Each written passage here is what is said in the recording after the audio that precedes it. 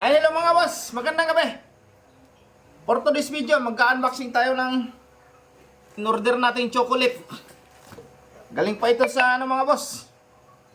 Sa Manila kasi mayroong balikbayan, mayroon nang galing sa ibang bansa, ay marami raw siyang chocolate. Ay nag-order na ako.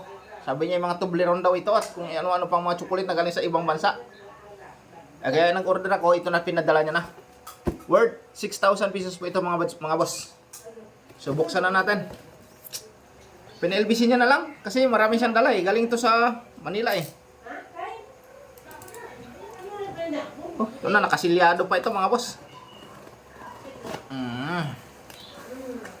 Yan. Baba natin dito. Yan. Bakit ganito yung laman? Bakit itong... Ito na mga boss, nabuksan ko na. Bakit ganito yung laman ng chocolate na order ko na ito? Mahaba, chocolate nga talaga. Ito na mga boss. Yaka na muna. Iwari ko yung magaganda itong chocolate na to.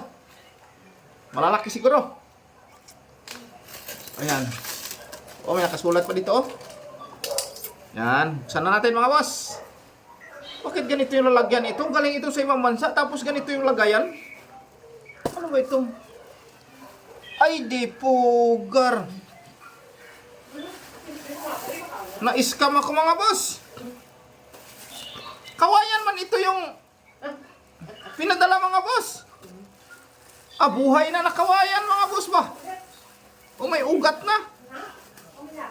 Mabuhay na talaga ito mga boss. Thank you very much sa nagpadala sa akin na binhi ng bayog.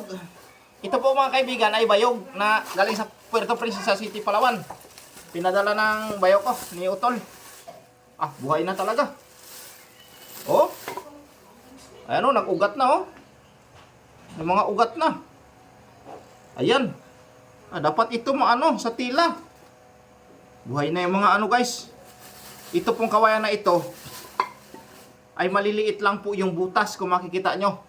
At kapag ito yung malalaki mga boss, talagang wala siyang butas. Napakagandang gawing bahay ito.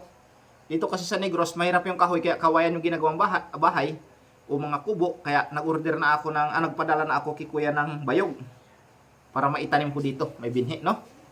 Ang problema ito mga boss, dito man ito nagtubo. Yung ugat niya. Paano ito tutubo? Saan magdaan dito yung ano niya? Ayan. Ayan mga boss, mabuhay na talaga ito kasi may mga ugat na. Ito na oh, pumuputok na yung mata niya oh. Talagang mabubuhay na ito. Kailangan maano natin sa ano to sa tila.